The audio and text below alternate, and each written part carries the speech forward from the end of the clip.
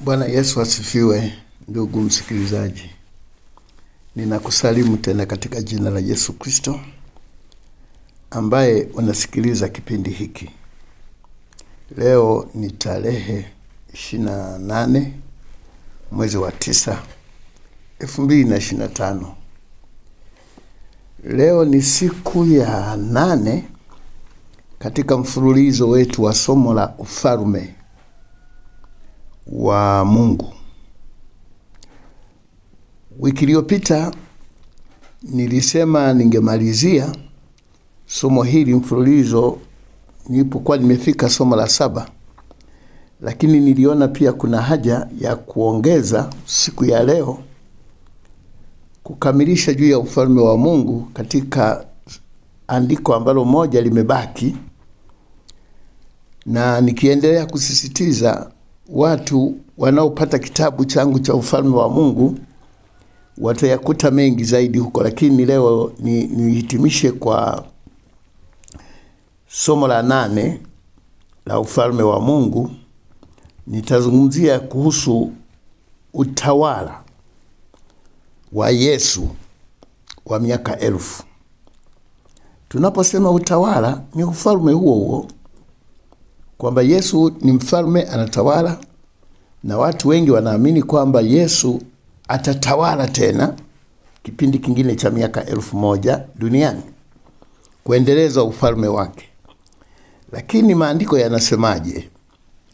Je, kweli baada ya Yesu kutawala ufalme wake wa kiroho sasa ambao tumo ndani yake, itakuja tena miaka mingine 1000 ya kutawala hapa duniani?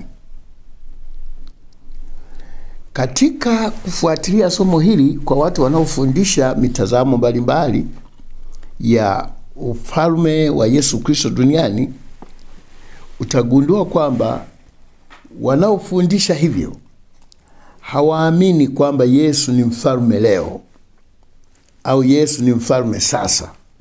Hawaamini hivyo. Wanaamini kwamba Yesu sio mfalme sasa, ila atakuwa mfalme katika kipindi cha miaka 1000 ijayo. Kwa hiyo sasa hivi sio mfalme. Na watu hawa wanapofundisha juu ya ufalme wa Yesu, hawazungumzi ufalme wa Yesu kama ni ufalme wa kiroho. Wanazungumza ufalme wa kimwili kabisa, kama wafalme wanavyotawala duniani, kwamba Yesu atatawala miaka 1000 hapa duniani, na wakati huo Yesu akitawala hapa duniani, shetani atakuwa amefungwa. Kwa hiyo utakuwa ni ufalme wa amani, kwa sababu atakuwa amemfunga shetani. Huwa maswali mengi yanajitokeza. Kwa nini leo sisi tupo duniani, wanadamu tunatumika, shetani hajafungwa? Alafu yeye atakapotawala shetani au amefungwa, ina maana kwamba amemwacha makusudi sisi tuteseke na shetani, alafu kipindi chake shetani asiwepo akitawala duniani? Kuna maswali mengi kama hayo, lakini hebu tuingie katika neno la Mungu leo kuhusu utawala wa Yesu Kristo wa miaka 1000 duniani. Je, upo? Je, Biblia inasemaje? Na andiko linalotumika katika somo hili ni moja, Ufunuo sura ya 20. Ni Ufunuo sura ya 20, ule kuanzia mstari wa 1 mpaka mstari wa 6. Mstari wa 1 mpaka wa 3 unazungumzia habari ya kufungwa kwa shetani, na mstari wa 4 mpaka wa 6 unazungumzia habari ya utawala wa miaka 1000.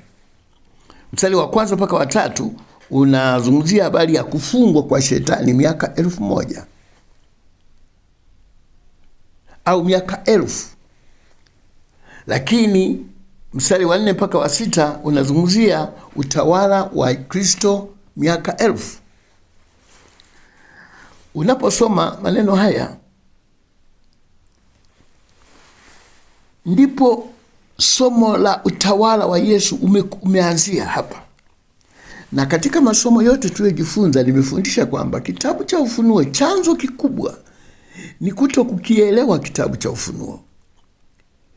Kosa la kiufundi kabisa, tena wa wazi, watu kukifundisha kitabu cha Ufunuo kwamba ni unabii. Nimeendelea kusema siku zote, ufunuo hauwezi kuwa unabii. Unabii unahusu mambo yajayo. Ufunuo unafunua mambo yaliyopo.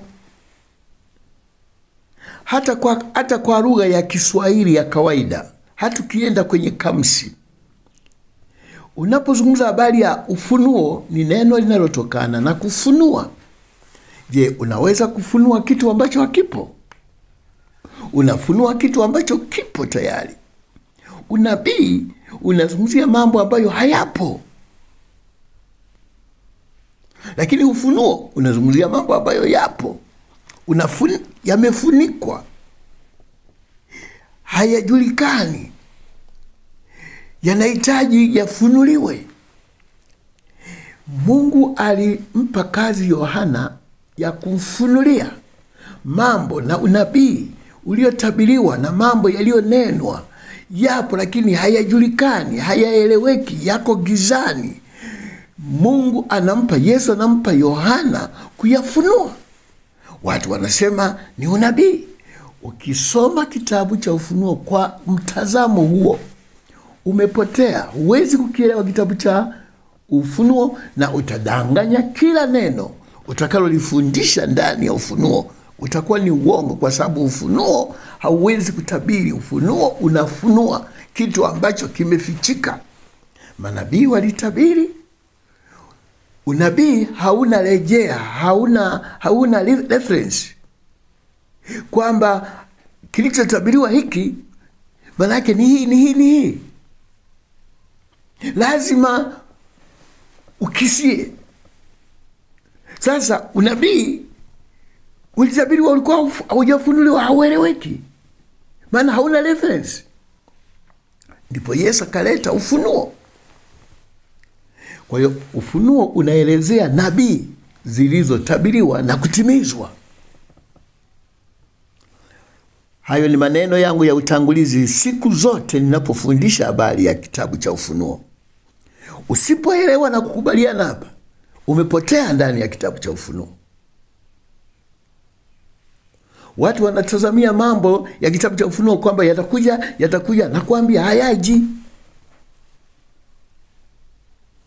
Sasa mfano mmoja ambao nitakuonyesha sasa ni huu nao, kwenda kusoma kitabu cha Ufunuo sura ya 20. Nisome kwanza ile mistari mitatu ya kwanza, mingine tutasoma baadaye. Ile mistari mitatu ya kwanza inasema, kisha nikaona malaika akishuka kutoka mbinguni, mwenye ufunguo wa kuzimu na mnyororo mkubwa mkononi mwake.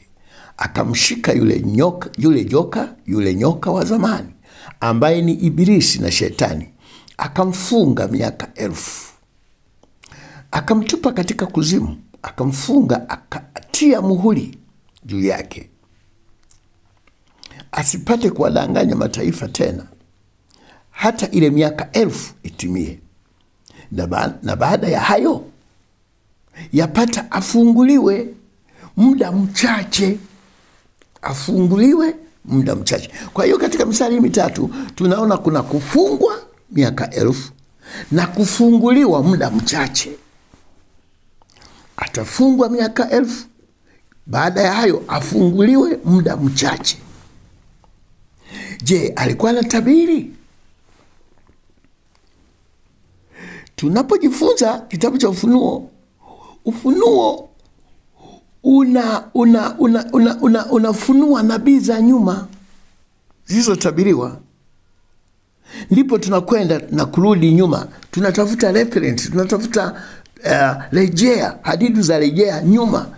Je, ni wapi huko nyuma ambako manabii walizungumza habari ya kumfunga shetani na kumfungua shetani ni wapi?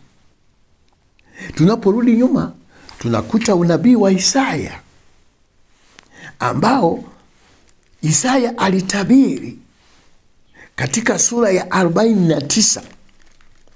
Isaya 49. Isaya 49 alitabiri nini? Mstari wa 24. Je, aliye hodari aweza kunyang'anywa mateka yake, au jeshi lao waliofungwa halali wataokoka? Naam, Bwana asema hivi, hata jeshi la wafungwa wake aliye hodari watapokonywa mikononi mwake, na mateka yake aliye jabari wataokoka.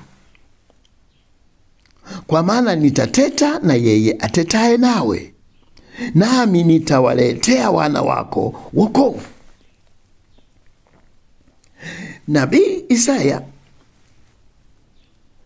anaulizwa katika unabii wake, Mungu anamuuliza swali, je, mtu aliye hodari, tunafahamu wote hodari ni mtu wa namna gani? Aliye hodari anaweza kunyang'anywa mateka yake, au jeshi lao waliofungwa halali wanaweza kuokoka? Anajibu mwenyewe tena, anasema naam, Bwana anasema hivi, hata jeshi la wafungwa wake aliye hodari. Manake huyu hodari ana wafungwa wake aliyowafunga.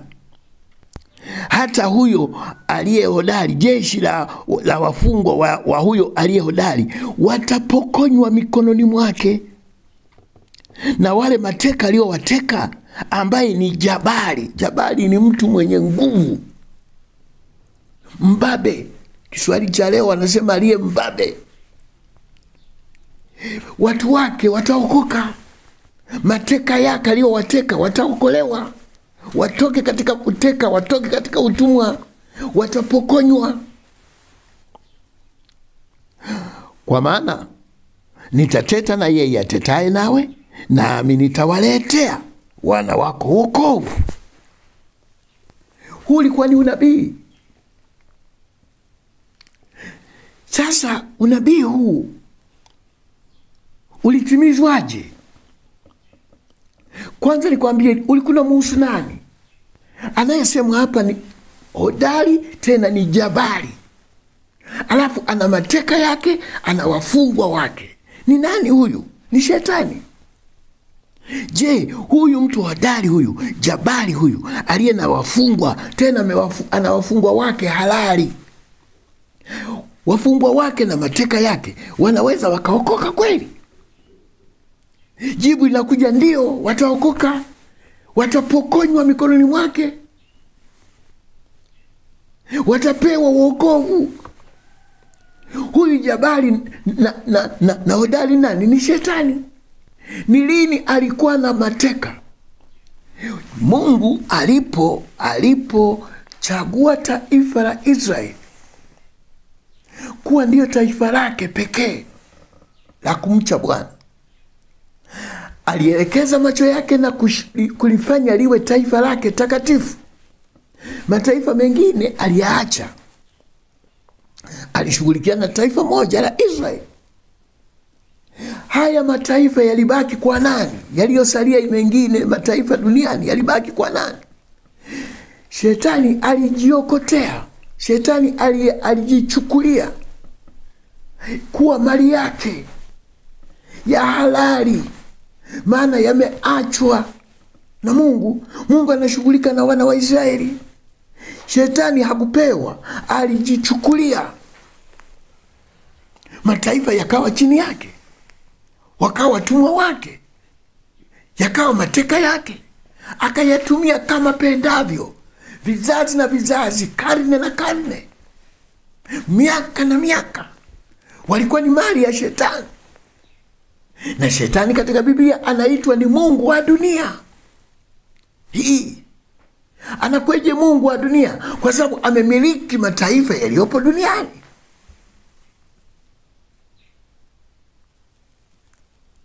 Lakini Mungu hakuacha hayo mataifa. Alikuwa na mpango wake maalum baada ya kushughulika na taifa la Israeli. Mpango wa Mungu ulikuwa bado uko mbele. Amepanga, ukikumbuka, tangu Adam, tangu Hawa, Mungu anatabiri kuonyesha mpango wake kwamba nitaweka uadui kati ya uzao wa nyoka na wa shetani, nitaleta ukombozi. Kwa hiyo Mungu alikuwa na mpango wa kuyakomboa yale mataifa mengine ambayo yamefunikwa na dhambi ya Adamu, aliacha. Lakini si kwamba ameyatupa moja kwa moja. Alikuwa na mpango wa kuleta ukombozi. Ukisoma vitabu vingi vya Torati vinaonyesha mpango wa Mungu ambao amekusudia baadaye kuleta ukombozi kwa mataifa yale aliyoyaacha.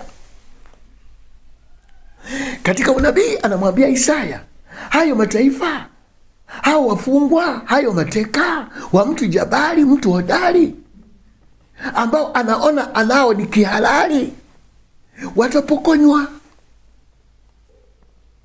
wataokolewa. Kama una Biblia yako, unaweza kuangalia hiyo mistari niliyoisoma. Ukiangalia rejea references za maandiko hayo zinakupeleka kwa Mathayo 12 na Luka 11. Hapo tunakwenda kwenye utekelezaji. Maana Yesu, nabii zote zilizomhusu alizitekeleza. Zilizolihusu kanisa aliziacha. Zilizomhusu yeye alizitekeleza, nabii zote. Sasa tunaona kwa Mathayo, tunaona kwa Luka. Manake ujumbe huu ulikuwa unamhusu Yesu. Tusome Mathayo 12 mstari wa 29. Mathayo 12 mstari wa 29. Yesu anazungumza nini? Anasema hivi katika ule mstari wa 29. Anasema, ama ni wale Mafarisayo waliokuwa wanamkebei shetani Yesu, wanasema una Beelzebuli, wewe ni mkuu wa mapepo. Na anawaambia, kama mimi natoa mapepo nikiwa na mapepo, nikiwa Beelzebuli, je, ufalme huo si utakuwa umefitinika? Lakini kama nikitoa kwa mkono wa Mungu, basi ufalme wa Mungu umekuja juu yenu. Maanake kuna falme mbili, upo ufalme wa shetani na upo ufalme wa Mungu. Ufalme wa Mungu ndio umewajia ili kuvunja ule ufalme wa shetani. Katika mstari wa 29 anasema, ama awezaje mtu kuingia ndani ya nyumba ya mtu mwenye nguvu na kuviteka vyombo vyake, asipomfunga kwanza yule mwenye nguvu? Ndipo atakapoiteka nyumba yake. Yesu anasemaje hapa? Nimekuja kuleta ufalme wa Mungu. Mimi sio mkuu wa mapepo. Mimi sina Beelzebuli. Nimeleta ufalme wa Mungu. Lakini nawezaje kuingia ndani ya nyumba ya mtu huyu mwenye nguvu? Mwenye nguvu ni nani? Ni shetani, ambaye ulimwengu ni wake, sasa ameutawala. Nawezaje nikaingia ndani ya nyumba ya mtu huyu mwenye nguvu? Nyumba ni nini? Ni ulimwengu. Nikaanza kuchukua vitu vyake, nikaanza kuchukua vyombo vyake, nikaanza kuchukua mateka yake kabla sijamfunga. Si lazima nimfunge kwanza ndipo nichukue vitu vyake, nichukue vyombo vyake na mateka yake. Vyombo vyake na vitu vyake ni nini? Ni wanadamu aliyowamiliki katika dunia.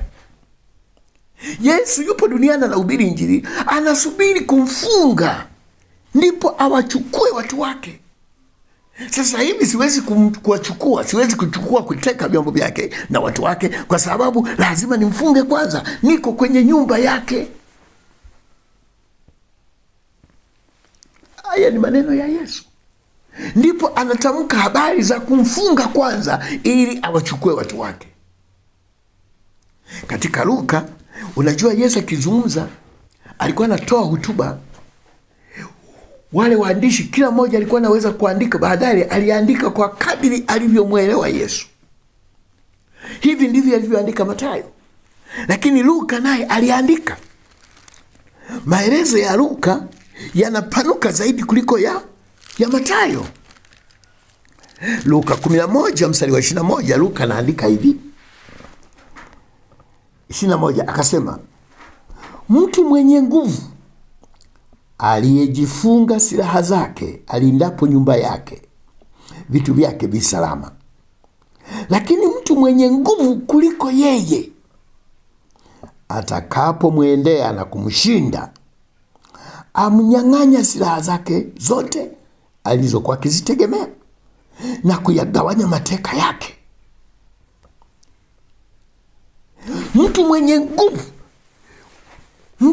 nguvu anapoilinda nyumba yake, vitu vyake vyote visalama. Lakini atakapokuja mwenye nguvu zaidi kuliko yeye, ndipo atamshinda na kuchukua mateka yake. Isaya alitabiri kwamba huyu mtu ni hodari, tena ni jabari. Mathayo ameandika huyu ni mtu mwenye nyumba, mwenye nguvu, mtu mwenye nguvu na nyumba yake. Anamiliki nyumba yake, ambayo tumesema ni ulimwengu. Luka anasema mtu huyu mwenye nguvu anapolinda nyumba yake, vitu vyake vinakuwa salama. Lakini mpaka aje mwenye nguvu zaidi kuliko yeye, ndiye atakayemshinda na kumnyang'anya mali zake. Yesu alikuja kwenye nyumba ya shetani. Dunia ilikuwa ni nyumba ya shetani. Yesu amekuja kwenye nyumba ya shetani na ana nguvu kuliko yeye. Anatakiwa achukue vitu vyake, amnyang'anye. Anamnyang'anyaje? Amfunge kwanza, ndipo anyang'anye. Je, unakubali kwamba shetani, dunia hii ilikuwa nyumba ya shetani?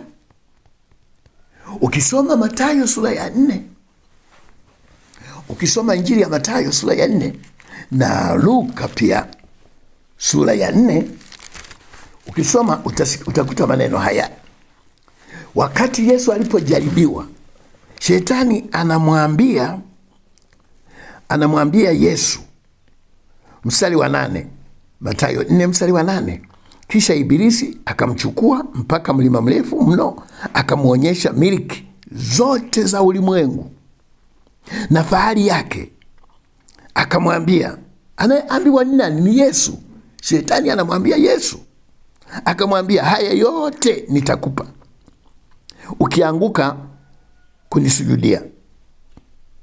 Ndipo Yesu alipomwambia, nenda zako Shetani, kwa maana imeandikwa, msujudie Bwana Mungu wako, umwabudu yeye peke yake. Kwa nini shetani anamwambia Yesu amsujudie?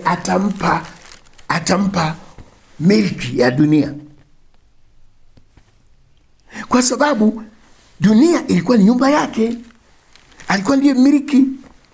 Ukisoma maelezo ya Luka sura ya 4 mstari wa 5, anasema akampandisha juu, akamuonyesha miliki zote za ulimwengu kwa dakika moja. Alimuonyesha Yesu miliki za ulimwengu wote kwa dakika moja. Watu wengine wanasema shetani sio roho, anakuepo mahali alafu anakuepo mahali pengine, akiwa mahali pengine hayupo. Hapana, shetani ni roho, ni mungu wa dunia hii. Anamiliki dunia, yuko kila mahali katika dunia, ni roho.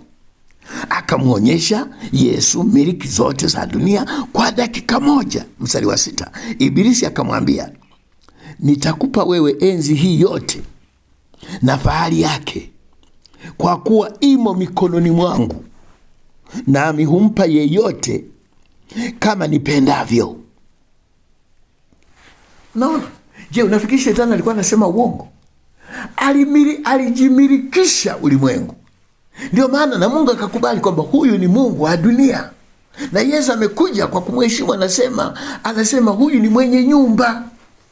Huyu ni mwenye nyumba, lakini siwezi kuchukua vitu vyake, siwezi kuchukua mateka yake mpaka afungwe kwanza. Kwa nini amfunge? Maana yeye ana nguvu kuliko ana nguvu kuliko mwenye nyumba.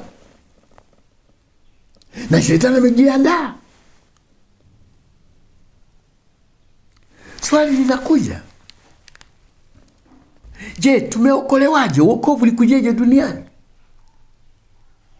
Kwa nini leo tunaokoka? Kwa nini watu wanaokoka? Je, shetani alitoa kibali cha watu waokoke? Shetani alitoa kibali? Hakutoa kibali. Yesu alimfunga shetani. Kama alivyosema, lazima nimfunge kwanza ili watu waokoke. Yesu alimfunga shetani, ndipo watu wakaanza kuokoka. Alimfungeje? Alimfunga kwa njia ya msalaba. Akiwa msalabani, ile ilikuwa ni vita vya kiroho. Watu waliangalia mambo ya mwili ya nje, lakini katika ulimwengu wa kiroho kulikuwa ni vita kati ya shetani na Yesu. Yesu akamshinda shetani, akamfunga shetani, akamnyang'anya uwezo shetani, akanyang'anya mamlaka shetani, na mwisho wake akasema imekwisha. Kazi niliyoijia ya kumfunga shetani imekwisha msalabani. Watu wanasikia hawaelewi, lakini Yesu alikuwa amemaliza kumshinda, amemaliza kumfunga. Kumfunga maana yake nini? Kumnyang'anya uwezo, kumnyang'anya mamlaka, ili watu waendelee kuokoka. Unawezaje kuthibitisha mambo haya? Kabla hajamfunga Yesu, kabla hajamfunga shetani, ukisoma Mathayo sura ya 10, Mathayo sura ya 10, Mathayo sura ya 10, ukisoma Mathayo sura ya 10 ule mstari wa 5, mstari wa 5, Yesu alikuwa anawatuma wanafunzi wake kwenda kuhubiri, lakini kwa masharti. Hao thenashara Yesu aliwatuma, akawaagiza akisema, katika njia ya mataifa msiende. Msiende kwenye njia za mataifa au kwenye nyumba za watu wa mataifa, msiende. Wala katika mji wowote wa Samaria ambao ni mataifa pia msiingie. Afadhali shikeni njia kuwaendea kondoo waliopotea wa nyumba ya Israeli. Kwa nini Yesu anawakataza wasiingie nyumba wala mji wowote wa watu wa mataifa? Amewatuma kuhubiri, lakini wasiingie nyumba yoyote wala mji wowote wa watu wa mataifa. Kwa nini? Alikuwa bado hajamfunga. Alikuwa bado hajafa msalabani, mahali alipomfungia shetani. Hawa wote walikuwa ni mali ya shetani, walikuwa ni mali yake. Asingeweza. Alikuwa anatimiza unabii. Sio kwamba shetani alikuwa anaogopa au Yesu alikuwa anaogopa kwa sababu angedhulika na shetani. Hapana. Yesu anafanya kazi kwa mpango, kwa utaratibu. Kwa kuwa ilitabiriwa hivyo, alifuata unabii ulivyotabiriwa, hawezi kukiuka. Kwamba akianza kuwaokoa sasa, anakuwa anakiuka maneno yaliyotabiriwa. Ndio maana alikuwa anasubiri. Asa msiingie, bado wakati ambao nitamfunga, alafu nitawaruhusu mwende mkahubiri.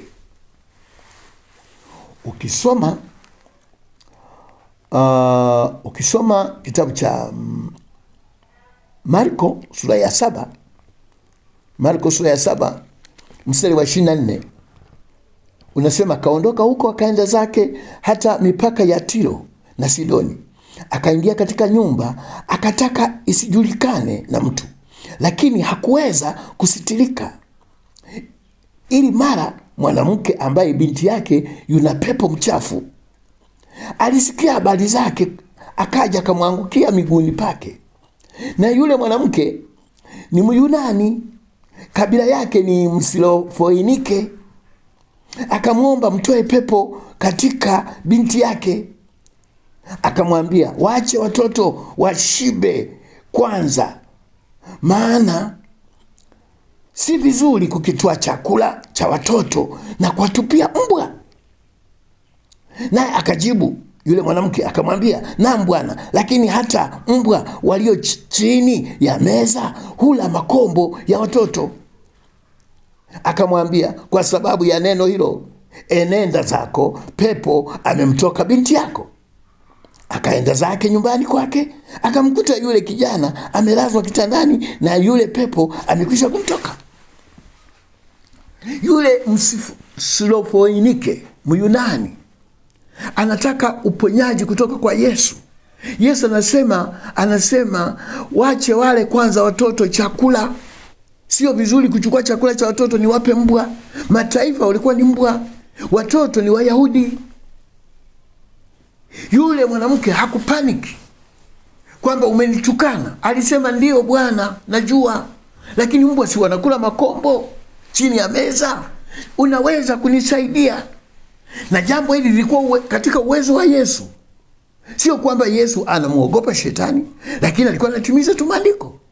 Alipoona imani ya yule mtoto, yule mama, akasema, enenda zako, nimeiona imani yako, mtoto wako amepona. Akamponya.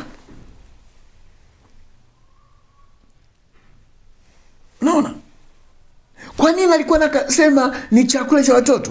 Bado sijamfunga mwenye watu, sijamfunga mwenye mali, sijamfunga mfalme wao. Ukisoma Mathayo sura ya 6, Injili ya Mathayo sura ya 6, sura ya 7, mstari wa 6, 7 mstari wa 6, msiwape mbwa kilicho kitakatifu, wala msitupe ruru zenu mbele ya nguruwe, wasije wakazikanyaga chini ya miguu yenu wakageuka na kuararua. Anazungumza na wanafunzi wake ambao wanatoka katika taifa la Israeli. Watu wote walio nje ya Israeli ni mbwa na nguruwe. Wanaweza kuwadhuru kwa sababu mkubwa wao sijamfunga bado. Msiwape vitu vitakatifu hao. Msiwape vitu vizuri, msiwape ruru, msiwape vitu vya thamani. Neno la Mungu ni la thamani. Uponyaji ni kitu cha thamani. Wokovu ni kitu cha thamani, lakini hawastahili kupewa hawa mbwa na nguruwe. Watakuja kuararua kwa sababu bado hajamdhibiti yule mkuu wao, hajamfunga.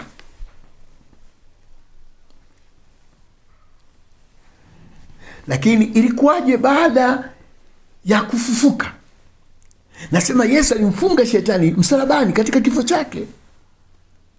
Baada ya kufa na kusema imekwisha, alipofufuka anasemaje? Yesu anawaendea wanafunzi wake, anasema nimepewa mamlaka yote mbinguni na duniani, na watuma, enendeni ulimwenguni pote, mkahubiri Injili kwa kila kiumbe, kila mtu,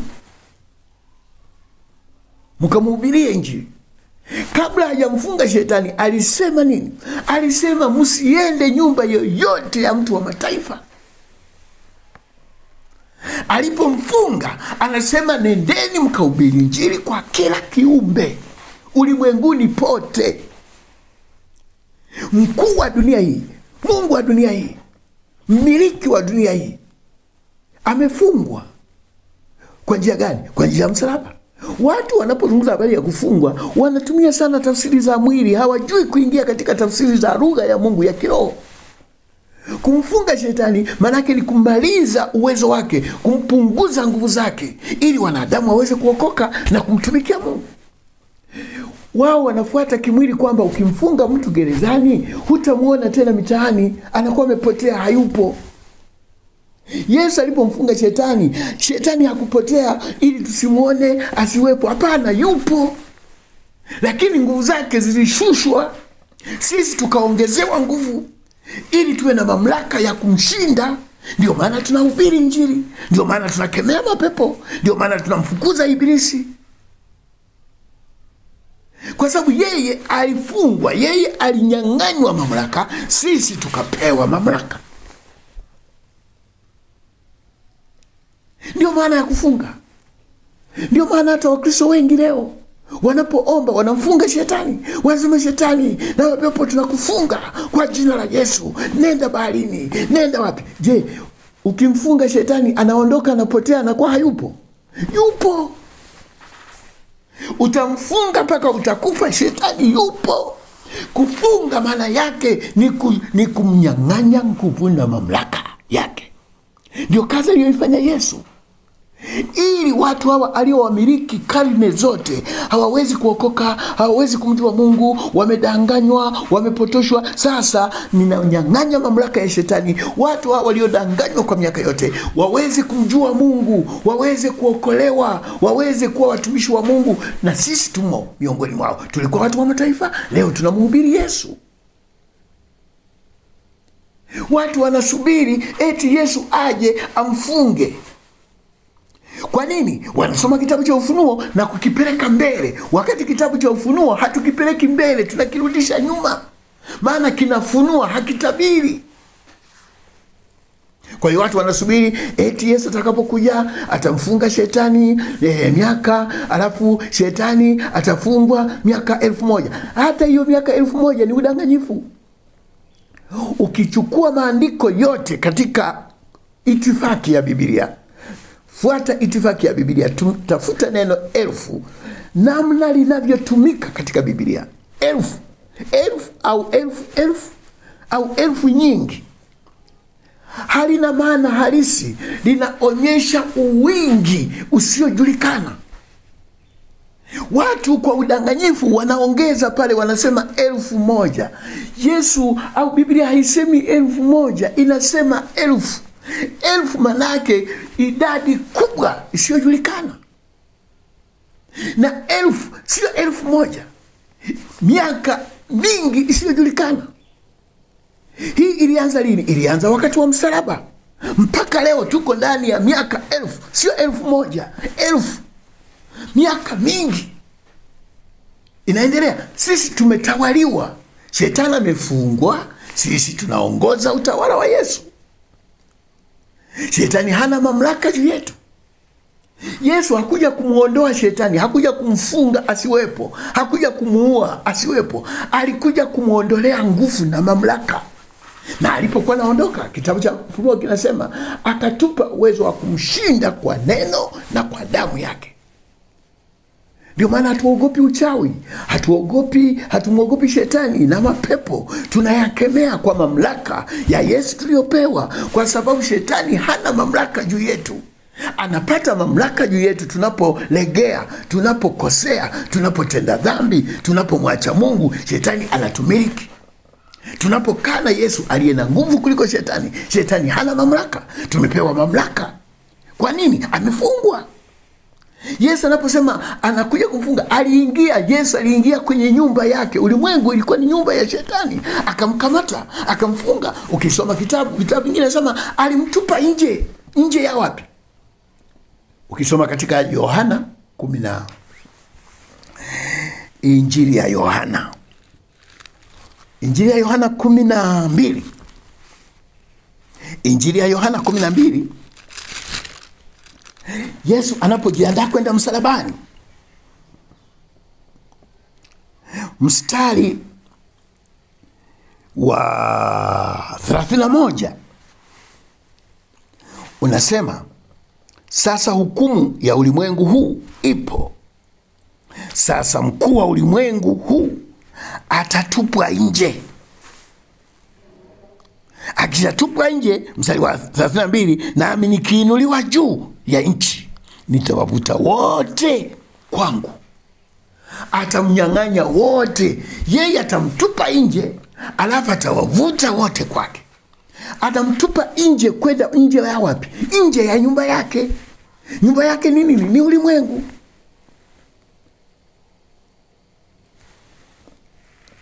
Ndio kufungwa kwa shetani. Watu wanasema, mbona bado shetani yupo? Mbona bado anadanganya? Mbona bado anatutesa? Mbona? Lakini alinyang'anywa mamlaka na tukapewa sisi. Tumeambiwa tukae ndani ya Yesu, tutamshinda shetani, tutumie mamlaka. Na ndio maana tunahubiri, na ndio maana tunakemea mapepo. Ndio maana hatudhuriki na nguvu za kichawi na mapepo yake.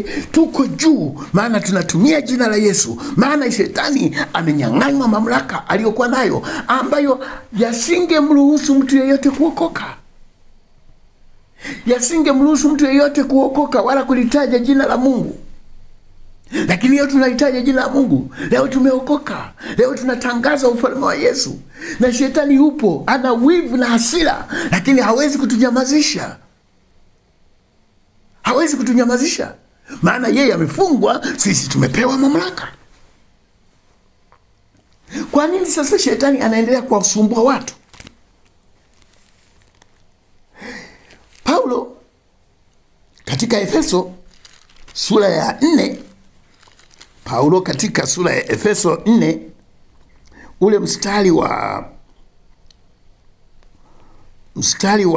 ngapi?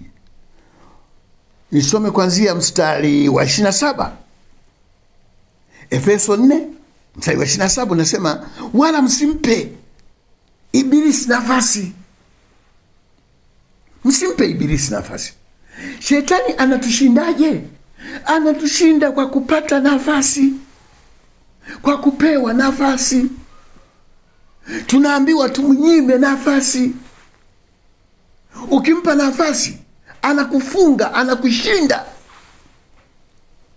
Mara nyingi nimetoa mfano wa wachezaji wa mpira. Ukiangalia mpira wa miguu, soka, kama kuna mtu analindwa sana, ni striker, mfunga magoli. Anapewa walinzi wenye nguvu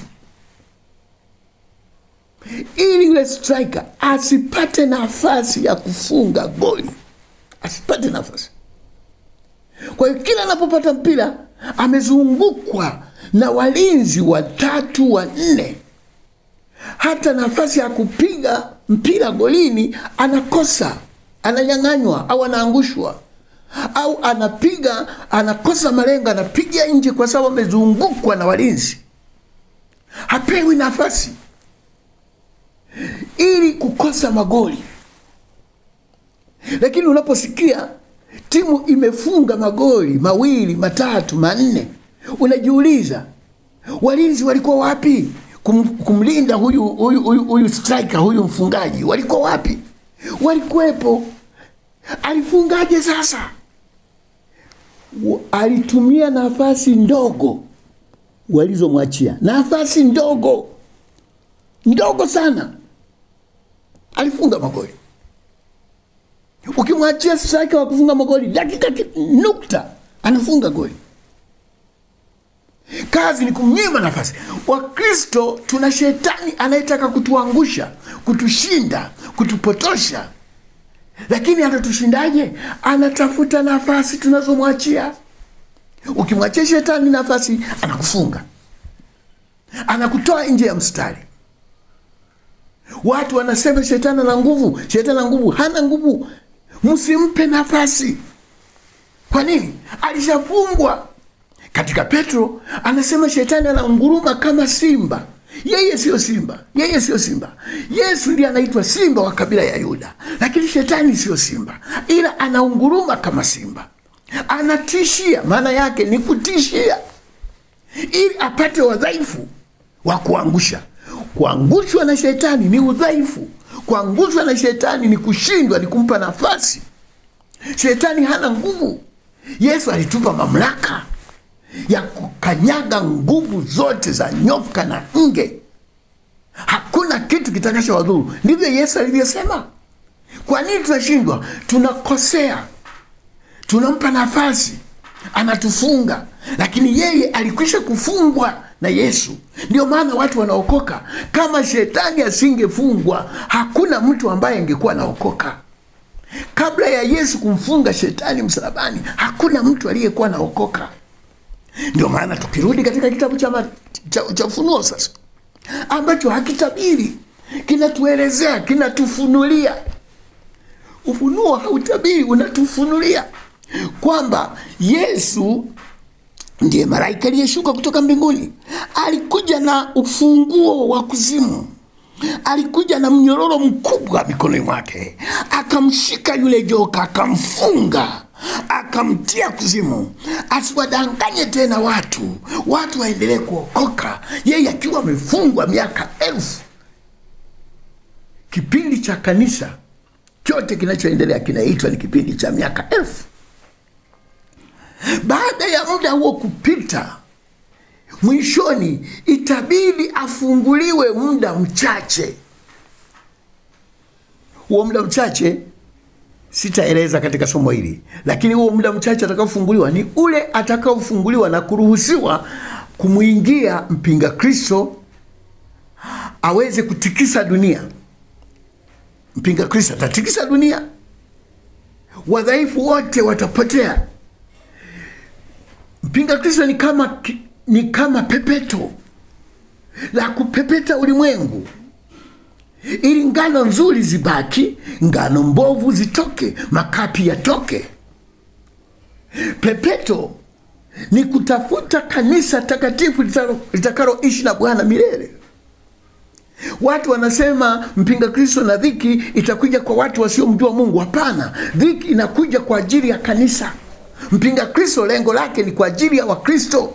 Ni pepeto, makapi yatoke, ngano ibaki. Na ukisoma Biblia inasema Bwana atawatetea wenye imani wakati huo, wala hawatashindwa. Hiyo ndio inaitwa muda mchache. Baada ya miaka 1000 atafunguliwa muda mchache. Ukisoma mstari wa 4 mpaka wa 6 inaeleza juu ya watu ambao wamefufuliwa ufufuo wa kwanza, ambao wanatawala pamoja na Bwana miaka 1000. Watu wanafundisha kwamba kutakuwa na ufufuo Yesu atakapokuja, watu wengine watafufuka ufufuo wa kwanza watakwenda pamoja na Yesu. Hapana, ufufuo wa kwanza ni wokovu.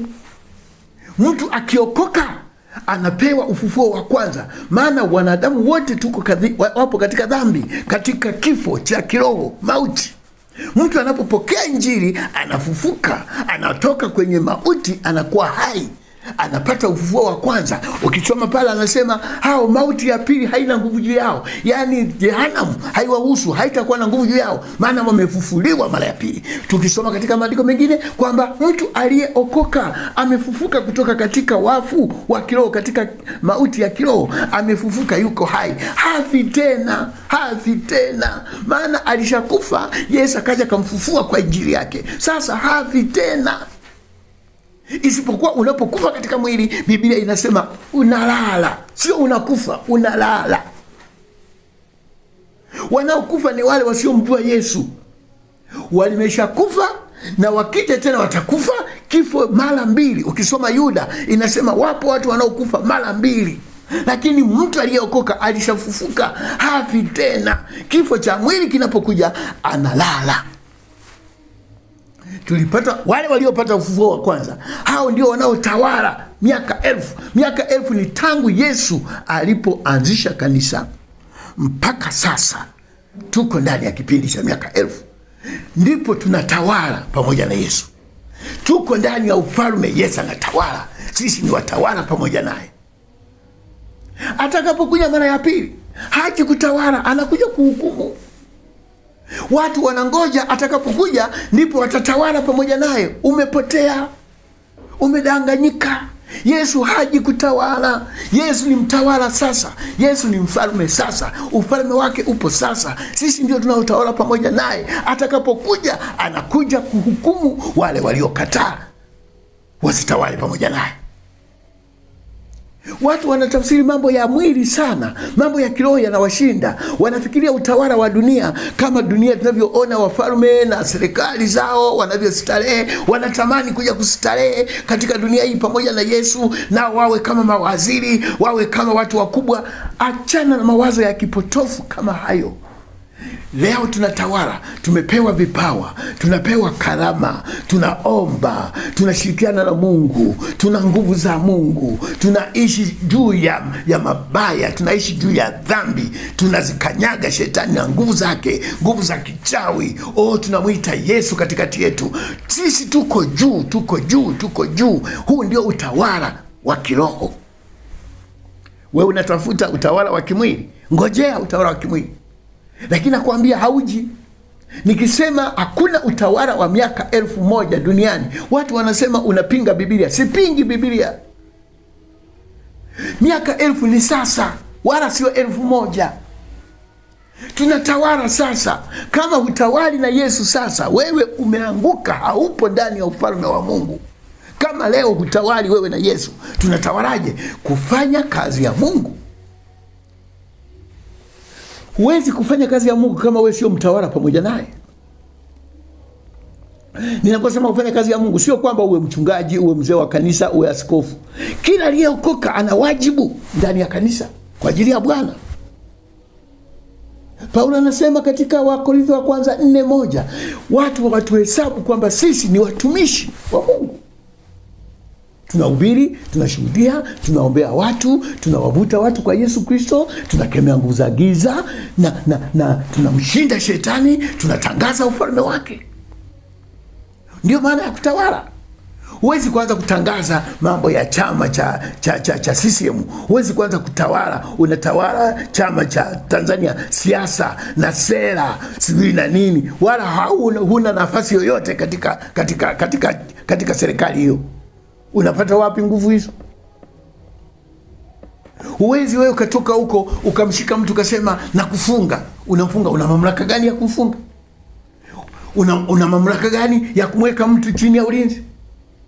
Hupo katika serikali. Lakini ukienda hata mtendaji wa kijiji, hata mwenyekiti wa kijiji, yuko ndani ya serikali, ana mamlaka ya kuweka chini ya ulinzi. Maana ni mtawala pamoja na serikali iliyopo.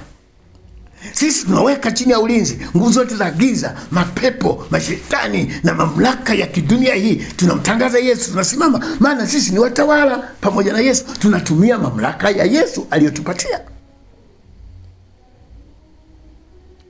Huu ndio ufalme. Huu ndio ufalme wa Yesu uliopo.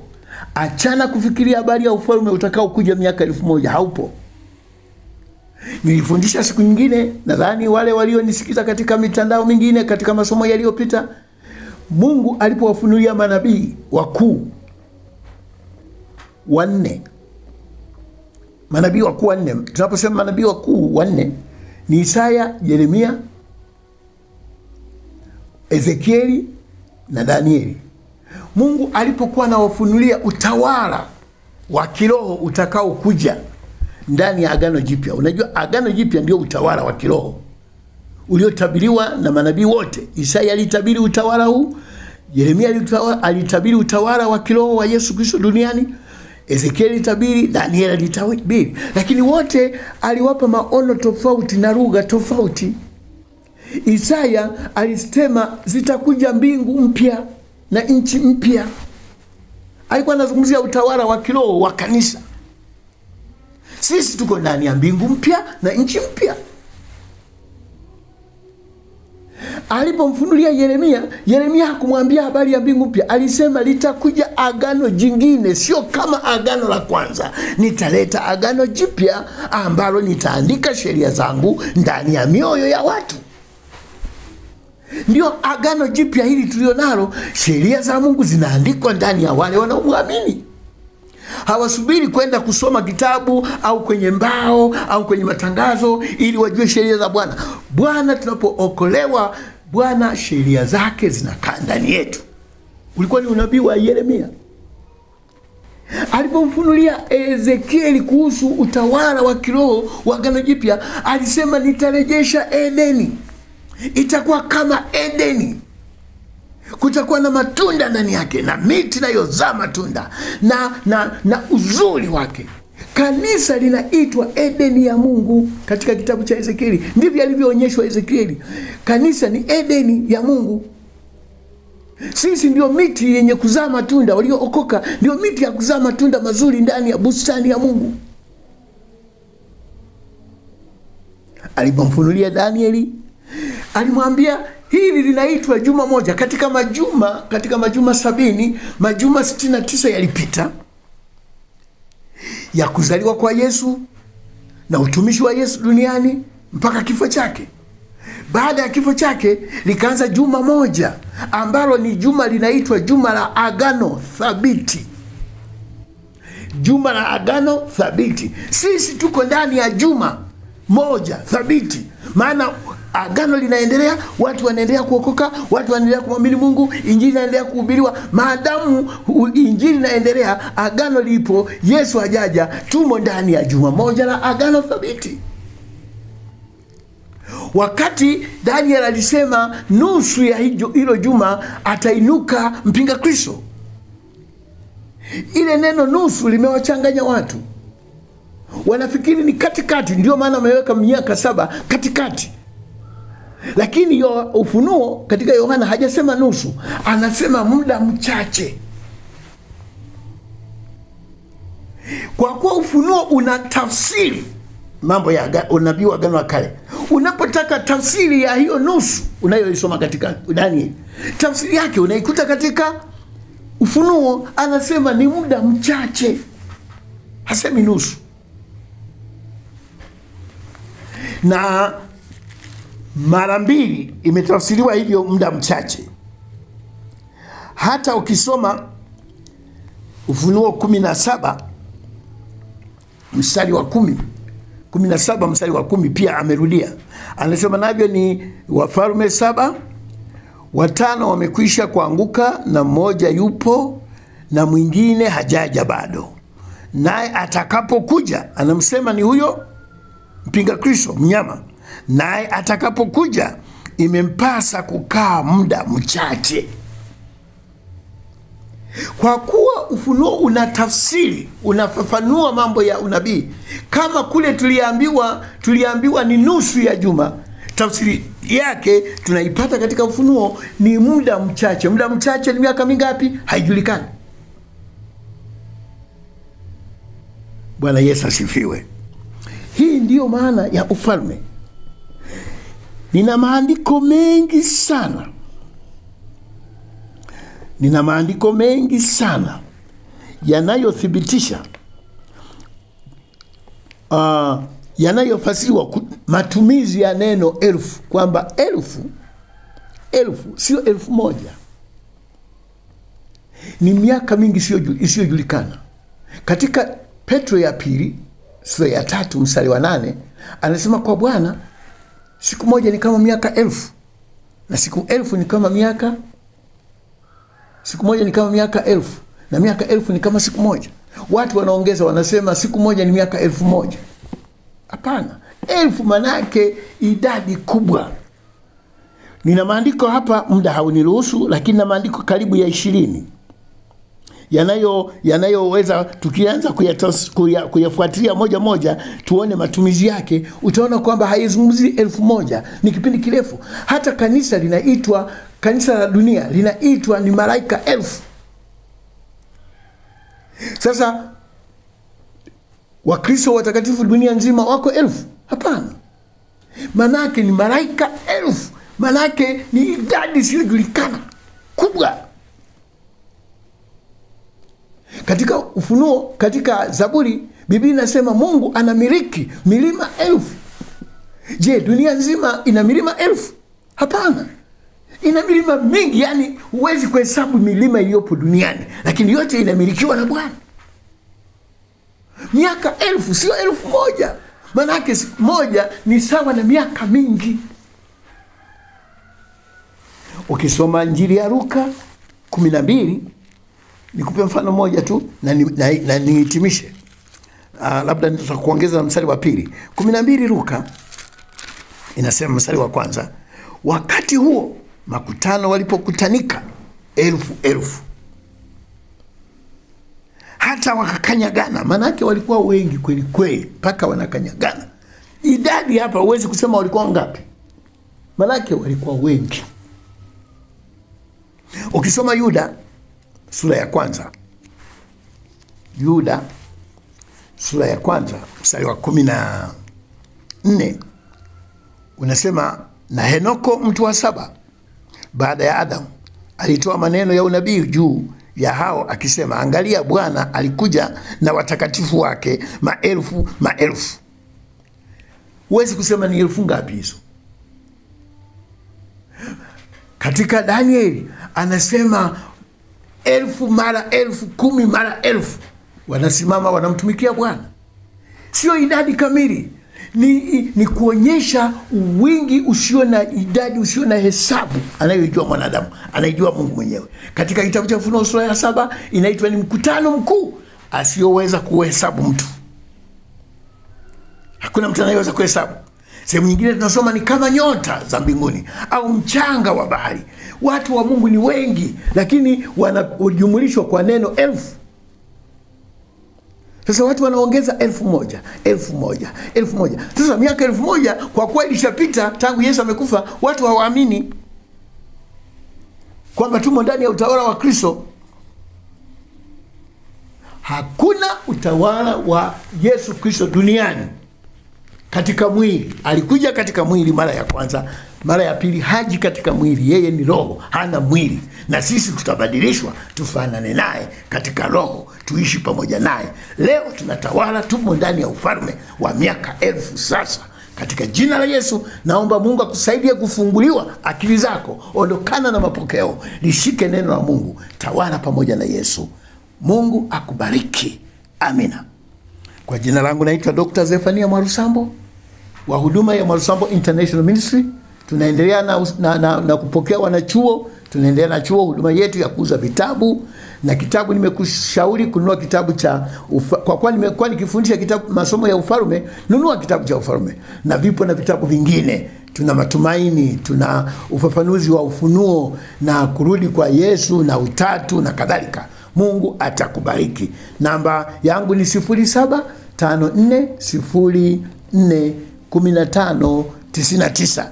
Namba nyingine ya ofisi yetu ni 0769 007328.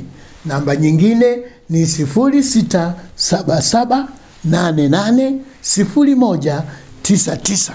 Mungu akubariki sana kwa kunisikiliza. Amen.